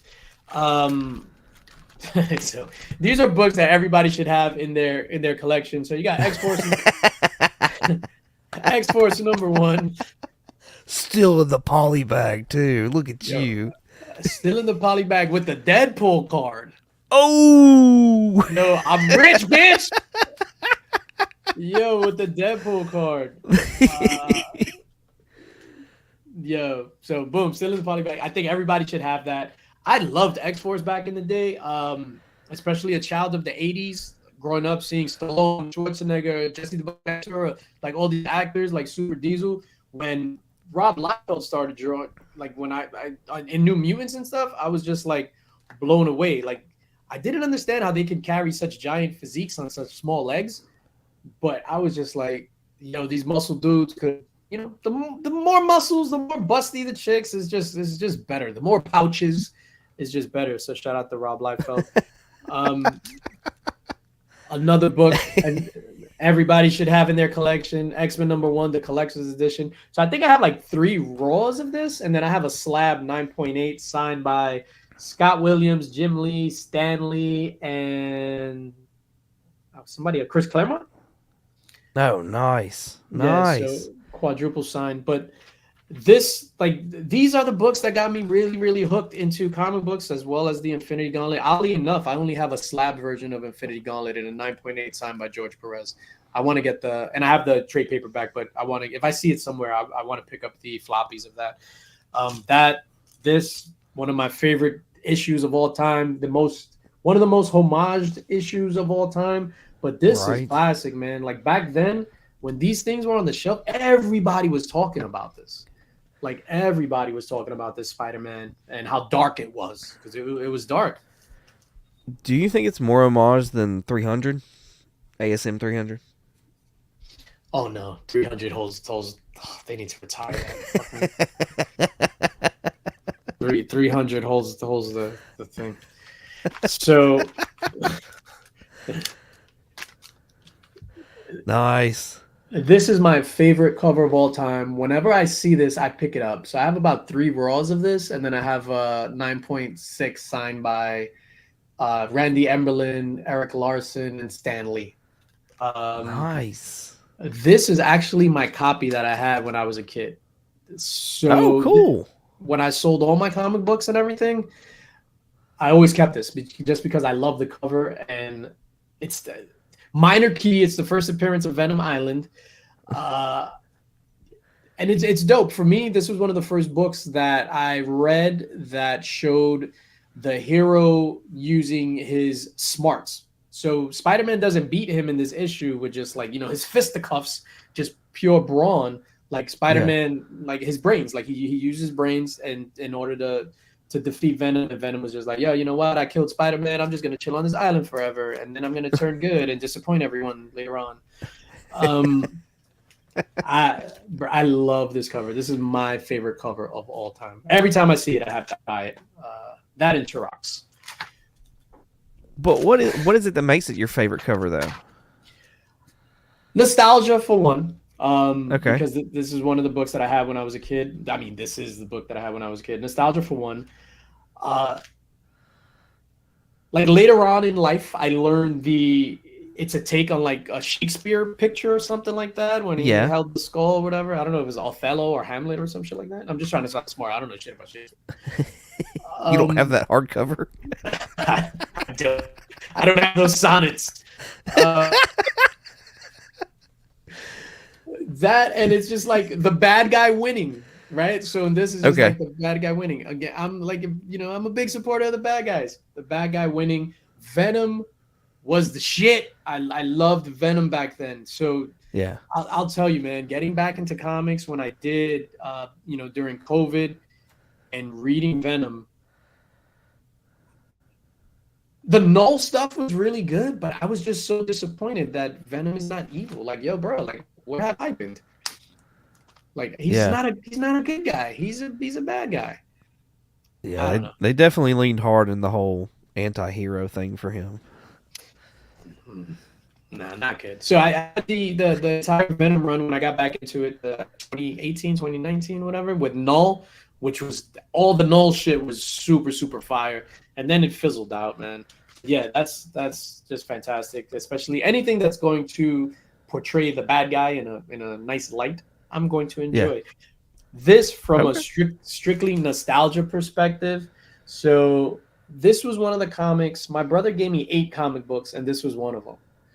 Oh, cool. Yeah, back in the day, and yeah, I can't tell you what's in it. I just know I saw this. This is not it. This is not the one that I had when I was a kid. But I saw Yeah. this in the shop, and I was just like, oh, and I bought it. And no, it wasn't in the shop. It wasn't in the shop. I was at a small con here in the city, Big Apple Con. I was in the city. I was with Izzyverse NYC. We were both there. Nice. We were digging in bins. So I'm just standing next to Izzy because he's digging in the dollar bins, and I'm like, dollar bins? Huh? I'm DJ Linx. Huh? So he's thumbing through the dollar bins, and then he just pulls it up, and immediately was like, oh, like I was like, oh, like in the beginning of your intro with the dance, oh, yo, I was like, oh, and immediately I was just like, I bought it. I was like, yo, can I? So I got it from his pile, and then it was like I don't know, it was like $5 or something that you had to buy a couple, whatever. It was so I had to buy other books in order to get the deal. So super nostalgia stuff. So I'm trying to collect. I'm trying to narrow down those 8 issues that he gave me. So I know it's the Spider-Man, Web of Spider-Man 23, and G.I. Joe 57, and there was some other stuff that I'm trying to locate. Okay. Speaking of nostalgia and things that just mean a lot to me, I'm gonna do some shameless plugging here. Let me Nice. let me put this down. So this is, of course, the Sav Samurai. So the Illuminati exclusive. Me, Nick's Kicks and Comics, Rummy Q Studios, Tyler from Whack Comics, Mark, Legion of Comics, Austin LeMay on the cover. Javon Jordan wrote the book, and it's signed by everybody that's involved with this book except the interior artist. What's dope about this, and I always say this, right? Because this is not my first exclusive. What's dope about the exclusives, like the Hell Crow, like I know Javon, and we did that one. That's what started our relationship. We got some big things coming, by the way. The Dead End, again, Javon wrote that. Matt Wilson, I had met him. I was fortunate enough to do another exclusive with him. But this means a lot to me because these are my guys. Like, it's all the Illuminati guys, Nick's Kissing Comics, all that stuff, and our relationship transcends YouTube and all that stuff. Like, these are legit my guys, Austin LeMay, Javon. So to have all of my closest homies work on one book and do it, and it just means a lot to me. Like, it just means a lot. Unfortunately, I can't display it because my slab holders there, because I have it in a 9.8 as well, and they don't hold the thicker slabs, and then this is a thick book. So I got to put up my superior stands. When I change to my superior stands, then I'll do it. But yeah, dude, this means this means like the world to me. Like, and then to have everybody sign it this time at Heroes Con in person, super dope, man. Like, there was another kid at Heroes Con who brought in a Dead End. Shout out to him. His name is Will. Like, he came up, he wanted me to sign the Dead End book, and I was just like, yo, Matt Wilson's here, Javon's here, and I walked him over to Matt, and then I walked him over to Javon to get it signed. So that's awesome. Yeah, to have these relationships with these people and stuff like that, just from making stupid unboxing videos, is worth it. That's what it is. Last, but I'll just leave you with one more. I have a few here, but I had mentioned that I'm a child of the 80s, and I big this up every time in my videos. Gun Honey. So this is Gun Honey #1. This one came out last year. So there's been Gun Honey. This is just Gun Honey. There's been Gun Honey Heat Seekers, Gun Honey Collision Course, and Gun Honey another one. So when we talk about strong female characters, like, this is right there, right? So Joanna Tan, she's a super badass, like spy 007 style, could fight guns, like, it's super violent. Titties. So it's all right up your alley. Right up my alley, dude. So this is by far the best thing to the 80s B movie that you can get. Is just violent. Story's okay. Let's not get carried away now. Story's okay.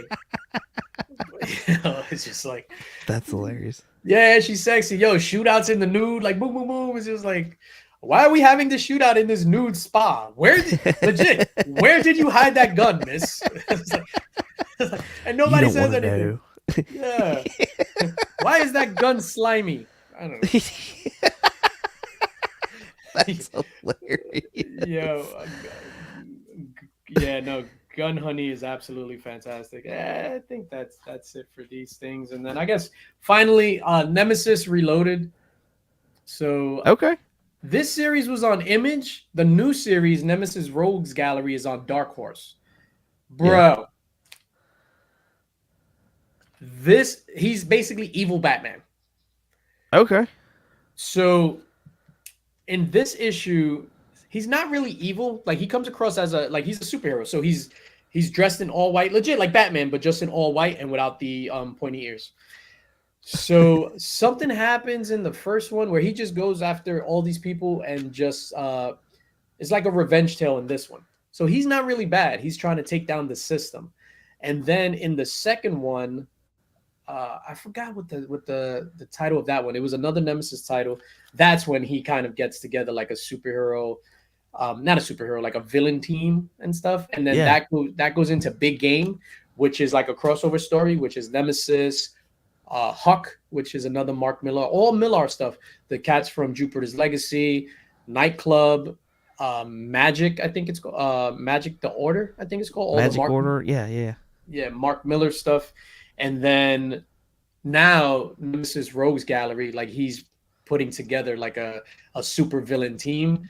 It is badass, man, and it's funny. It's super well written, crisp dialogue, super sharp, and it's violent as all hell. Which that's the main thing. I love violence, dude. Oh no, I see that. in my entertainment. I like your because I totally see what you're saying as far as you like the violent stuff but you like the psychological aspect of it. It's very much like Silence of the Lambs. Like those movies are exciting and people have made them what they are today because of the psychological output of it. It's not necessarily the depictions up there. It's the whole psychological story that's going along with it. Absolutely. For example, have you watched Mindhunter on Netflix? I have not. It is an amazing show. So I think it was canceled after 2 seasons, but the first 2 seasons are absolutely impeccable. It's about the FBI agent that birthed profiling, like serial killer profiling. Okay. So it's him and his partner, and they basically go and interview these serial killers in jail. So they'll interview like Henry Lee Lucas, I think was one of them, who was a serial killer. I want to say not Ted Bundy. I don't know. Just a bunch of serial killers at the time. So Ed Kemper is one of the big ones. So it's like the early 80s. And they're just interviewing these serial killers. It is the creepiest shit in the world. Yeah, on the edge of my seat, chills, goosebumps. There is not one drop of violence in that show. It is all about the conversations and the actors' portrayal of these real killers and stuff like that. And it's just weird because like all this shit happened and it's documented. But the show, it is disturbing. Not 1 ounce of violence. Everything is just through conversation and dialogue. I highly recommend it. It stars Jonathan Groff. Okay. Yo, super dope. You said it's on Netflix or Hulu? Netflix. Okay. Netflix. I may have to give that a check out then. So. Yeah, it's good. And if you don't like it, you could just say DJ Linx, go fuck yourself. Be on the lookout in your DMs then. One way or the other. One last book I'd like to show, sir, if you don't mind. Yes. So this is, let me lower the screen. This is the Comics Curing Cancer exclusive art book that we have. Yes. So this is a 1-of-1 metal cover. So I got one metal cover done, and it came back CGC 9.9. I have another metal, but this is the only metal with the trade dress. The other one is a Virgin Color Splash, signed by Austin LeMay. So this means a lot to me as well. The sentimental value to this is immense, and just the story behind it, like what we do with Comics Curing Cancer. And this is not me just trying to plug Comics Curing Cancer. I'm like being serious. What we do with that, and the way that Mark, myself, the community have we embraced it, and we just want to build it every year, make it bigger and bigger and bigger. But to have this art book and project manage the entire thing, get all the artists to contribute, to donate their art pieces for free, things that they could get money for, into this book, have it published, and have it for Heroes Con and almost sell out. Literally have 10 issues left. Literally 10 issues left. Wow. Like, for me, I am super proud of everybody that was a part of this endeavor. And I had to get it slabbed. I got the one of one, and yeah, I'm just super, super proud of this art book. And you got like a ton of community members in on that too, didn't you? Yeah, so we got there's community members, there's some professional artists, some quasi professional artists that they've had stuff published in independent books and things like that. Yeah, it was difficult to kind of figure out who we were going to reach out to. I know there's a bunch of talented artists in the community, so Yeah. we only have a certain amount of spots, so we didn't want anyone to feel bad about not being included in this. Like, this is volume Yeah. one, and what it came down to, and trying to figure it out, we wanted to get people that actually like sell their art and things like that, not just people that draw. Like people that are Got you. quasi-professional, trying to be professional, do commissions and things like that. But then again, I project manage this entire thing. So if I don't know, if you were an artist and I don't know you're an artist, more than likely I didn't reach out to you. Right. Right. Right. Yeah. So no, because I've heard that, which is like, oh no, people didn't reach out to me. It's just like, I didn't know you draw, sir, ma'am. I mean, you can only do what you can do, like what you know. So, Mm-hmm. well, since we're on the topic of that, I know you have another exclusive this year, right? Was there Sonic the Hedgehog by Miko? Yeah, so Big Time Collectibles, man. Big shout out to Nelson and everybody over at Big Time Collectibles. They donated half of a print run of Sonic the Hedgehog 69. Hey, Sonic the Hedgehog 69. Yo, gorgeous Miko sketch cover, virgin cover. It was a Right. 500 print run, and they donated 250 copies. We sold some at Heroes Con. Some went on djlinx.bigcartel.com. Right now, we're just trying to get rid of them, man. So a virgin cover, the price is $30 on the website. We got them at 15 now. So we got them at half off, $15. Wow. Anything, every single cent goes to Comics Curing Cancer. Nothing like, for example, when something gets bought right from the website, so it's $15. Let's say you buy a book, $15, and you charge the shipping. I get charged fees because it's my website. Yeah. I'm still donating $15 to the American Cancer Society. So the rest of it comes out of my pocket. So with Yeah. the fees and all that stuff, like I cover all that stuff. But yeah, and it's great to get it now. I keep looking because everything is like in my vicinity. It's good to get it now because the trailer came out for Sonic 3. Shadow is a big part of that, the next Sonic movie, and it's just a dope book, dope cover. But I can't thank Big Time Collectibles enough for backing Comics Curing Cancer. Last year they donated 25 slabs. This year they did that exclusive cover. Matt Wilson as well, and the Comic Mint. The Comic Mint, they did the Unnatural Order last year, which was dope. I have a few of those left, and then we have another exclusive that's supposed to drop soon. We don't have the details on anything like that. We know what the title is. I just don't want to share it right now. Yeah. But I haven't seen like the final cover art or anything like that. But there's another exclusive dropping for that, and then with the art book. So we only have 10 art books of the regular art books left on the site for Comics Curing Cancer Weekend happening October 4th through the 6th. I'll have 10 medals that's all that's going to get produced. That's all that did get produced. Actually, wrong. 15 got produced. One to me, two to me, one to Mark, one to Rob, one to Austin. Okay. And then the other 10 will be up for Comics Curing Cancer. Nice, nice. All right, so we got the two this year. We've got Unnatural Order last year, and then we got one to come. So be on the lookout for that. I know Yeah. y'all did Heroes Con this year. Are there any? And I know you actually did a con near you recently, right? Yeah. Yeah. So I guess let's go through the timeline. So I think King Khan was the first one that we represented at, which was in April. In May, which I was at. So and I do all this stuff with Mrs. Linx. So she's like ride or die, and she's there, and she's wheeling and dealing, selling stuff. Like she's not just That's there like for the fantastic. ride. Like she's really into the comics curing cancer thing as well. That's Um, awesome. Thank you, sir. So King Khan was in Jersey in April. There was one in Connecticut, the 3 Minute in the Basement comic swap in May. That was in Connecticut. Heroes Con was obviously in North Carolina.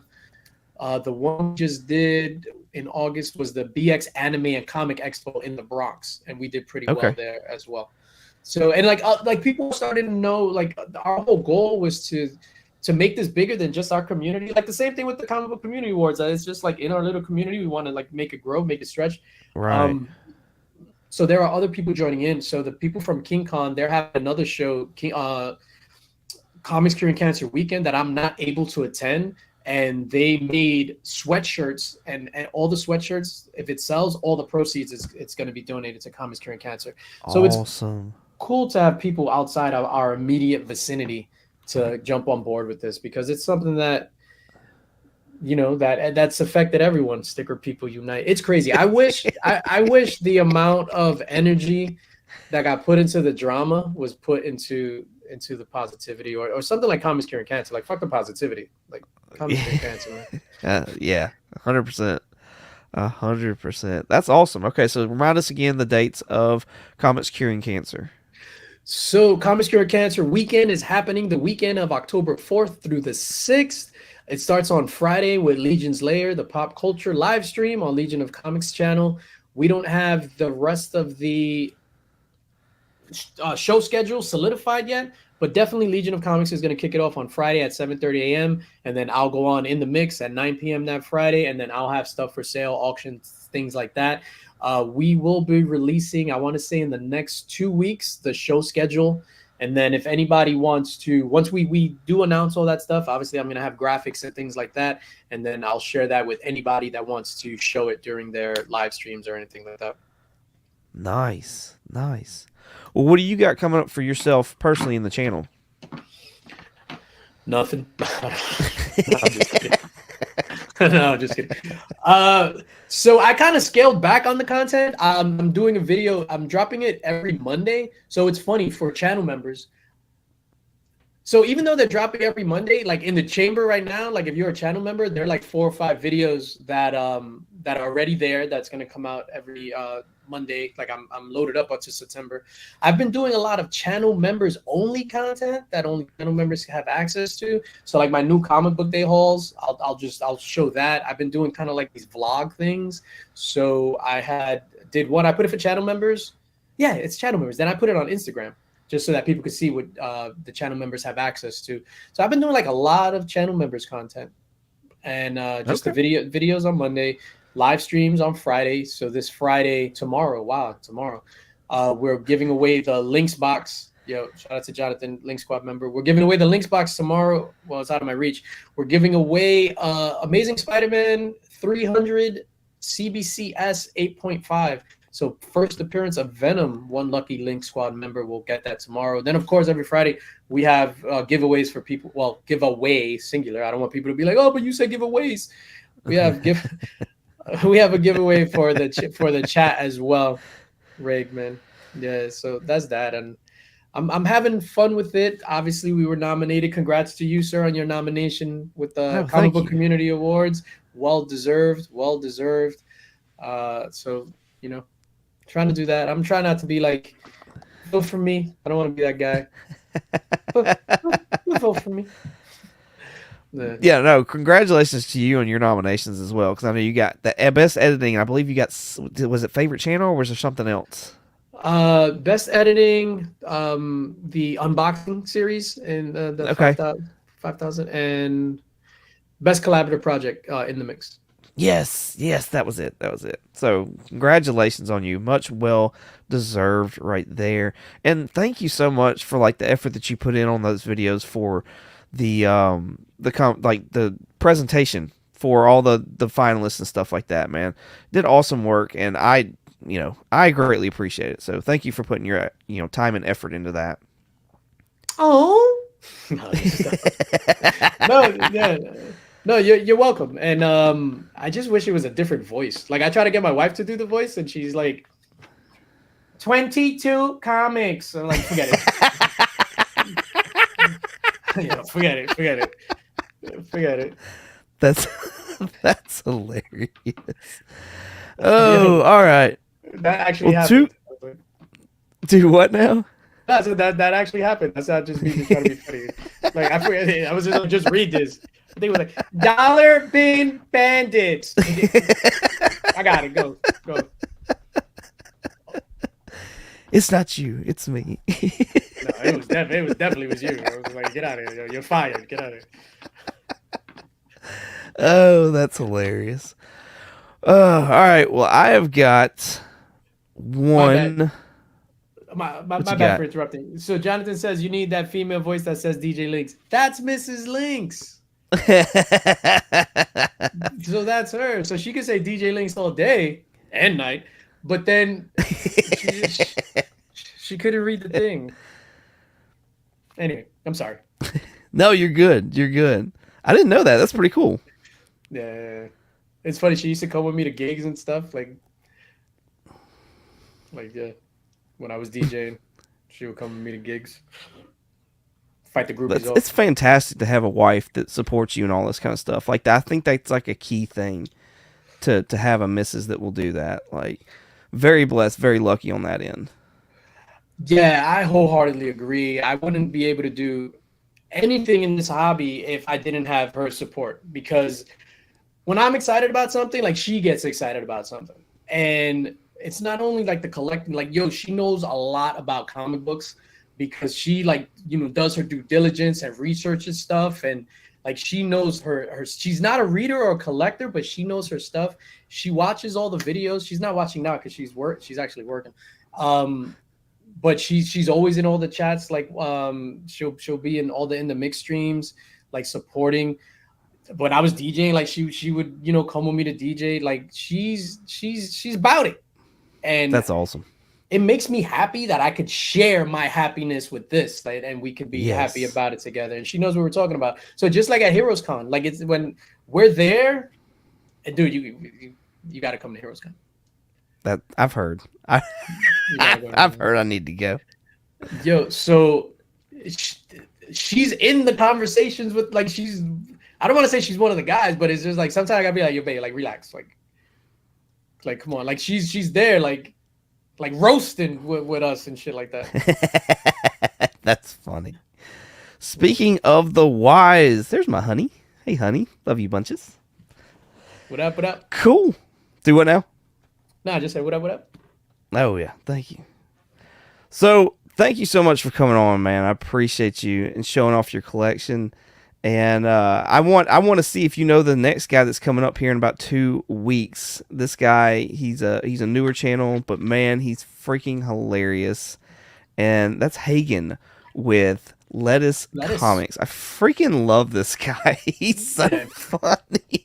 He wants to do reprehensible things to my Hulkbuster. Yeah. I'll send you the Hulkbuster. Yeah, you just gotta film it. That's fantastic. So y'all come and hang out with me and Hagen here about 2 weeks, and we'll check out his collection, what he likes to collect, and any tips and things like that he has. But until then, DJ, again, thank you so much for hanging out with me this evening, man, and just chopping shop with me. Like, this has been awesome. Love your collection. And, like, I know you still have books left over, but you're kind of, helping me out with the time and stuff like that, so I appreciate you. I'll definitely have to have you back on. We'll have to do this again, man. This was a blast. Yeah, man, I had a lot of fun. Thank you for allowing me to let my hair down and just talk shit. Awesome. Fantastic. All right. Well, in the meantime, I believe all of DJ's stuff is down in the description below, like even links to his Big Cartel website and stuff like that, so you can go get the comic books we talked about earlier for Comics Curing Cancer. There will all proceeds go to that, and see his YouTube. You'll see his Instagram, things like that. I think there's a Linktree link in there that takes you to a bunch of his other stuff as well, because I know he's got a whatnot. So awesome stuff. Thank you so much. Again, do what? No, I said thank you. I appreciate it. Oh yeah, absolutely. So again, thank you again, and as always, y'all have a good one.